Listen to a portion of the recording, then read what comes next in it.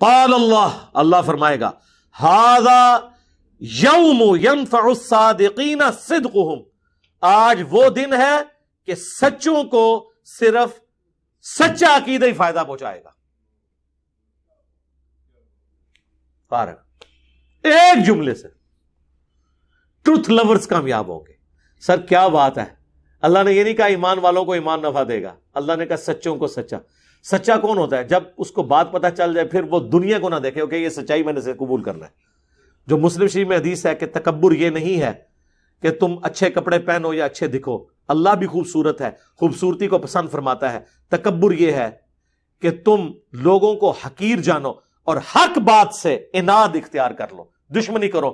دل نے گواہی دے دی کہ یہ ایاک نعبد و ایاک نستعین لکھا ہے، لیکن چونکہ بابے بابوں کو پکارتے رہے ہم بھی پکاریں تو یہ دشمنی کر رہے ہو اپنے ساتھ. دل نے بتا دیا، آنکھوں سے پڑھ لیا بخاری مسلم میں نماز کا طریقہ، لیکن رفع الاذان نے شروع کیا کہ معاشرہ کیا کہے گا. ہاں 11ویں کھاتے رہے عبد القادر جیلانی کے نام کی، لیکن عبد القادر جیلانی نے جو نماز کا طریقہ اپنی اس کتاب میں لکھا جس کو خود چھاپ رہے تھے، رکوع میں جاتے وقت اور رکوع سے اٹھتے وقت رفع الاذان، اس پہ عمل نہیں کیا. میں نے تو آج تک کسی 11ویں میں نہیں دیکھا کہ شیخ عبد القادر جیلانی کی کتاب سے نماز کا طریقہ پڑھ کے بتا دیں. وہ کہتے نہیں وہ تو اور فقہ کے تھے، ہم اور فقہ کے تھے. اس کا مطلب ہے کہ آپ کا پیران پیر اس فقہ پہ عمل کرتا تھا جو نبی علیہ السلام نے طریقہ چھوڑ دیا ہوا تھا. تو جس پیر کے علم الغیب کا، آپ تو کہتے ہیں آپ کا پیر آپ کے ساتھ ہوتا ہے، جس کے علم کا یہ لیول ہے کہ اس نے پوری زندگی نماز ہی وہ پڑھی ہے جو حضور نے ختم کروا دی تھی، جدی نماز ہی غلط سی، انہیں تو کے دینا ہے. لیکن ایسا نہیں ہے نماز تو آڈی غلط ہے. شیخ عبد القادر جیلانی تو اس کتاب میں بخاری مسلم کے حوالے لکھتے ہیں، ہر بات میں لکھتے ہیں، بخاری میں ہے، مسلم میں ہے، ابو داؤد میں ہے، ترمذی میں ہے. حقیقت بات ہے اگر کوئی بزرگ ہیں نا واقعی تو وہ یہ لوگ ہیں جو امت کا ایسا کام کر کے گئے کہ چاہے کوئی صوفی ہے چاہے کوئی عالم ہے. اب امام غزالی دیکھ لیں، وہ عبد القادر جیلانی سے بھی آلموسٹ سمجھ لیں 100 سال پہلے کے ہیں، وہ بھی اپنی کتابوں میں بخاری مسلم کے حوالے لکھتے ہیں. یعنی رسول اللہ تک پہنچنے کا اگر کوئی وسیلہ ہے نا اس امت میں بکش فارم میں تو یہ حدیث کی کتابیں اور سب سے بڑھ کر قرآن ہے. اور ظاہر ہے کہ حدیث کی کتابیں صحابہ تابعین کے ذریعے ہم تک پہنچا. تو بزرگ تو یہ لوگ ہیں.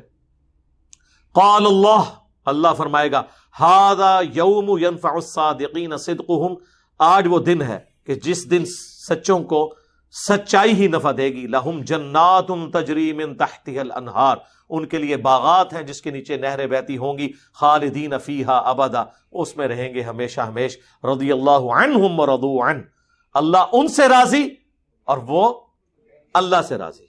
اللہم اجعلنا منہم مع النبیین والصدیقین والشہداء والصالحین. اللہم انا نسألک جنت الفردوس مع النبیین والصدیقین والشہداء والصالحین. آمین. دیکھ لیں رضی اللہ عنہم ورضوا عنہ سارے وہ لوگ ہیں جنہوں نے دنیا میں اللہ کو راضی کر لیا، اس کے پیغمبروں کی پیروی اختیار کر لی. ذالک الفوز العظیم، یہ ہے بڑی کامیابی. یعنی دنیا میں تو لوگ کامیابی سمجھتے ہیں کہ بہت زیادہ دولت کما لی، بہت بڑا سٹیٹس حاصل کر لیا، بہت زیادہ فالوور ہو گئے، کسی کے بہت زیادہ مریدین ہو گئے، چاہنے والے ہو گئے.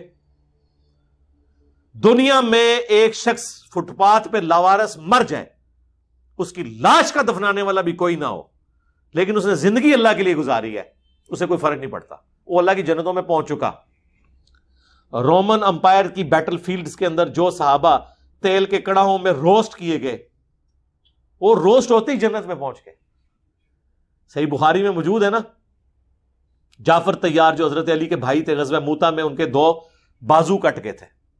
حضور نے فرمایا اللہ نے اسے جنت میں 2 پر دیے ہیں، اسی لیے ان کو تیار کہا جاتا ہے. تیارہ اردو میں بھی لفظ استعمال ہوتا ہے نا عربی کا، اڑنے والا، اور وہ جنت میں اڑ رہے ہیں. ادھر بازو کٹے ہوئے ہیں اور ادھر جنت میں. سبحان اللہ. ذالک الفوز العظیم، یہ ہے بڑی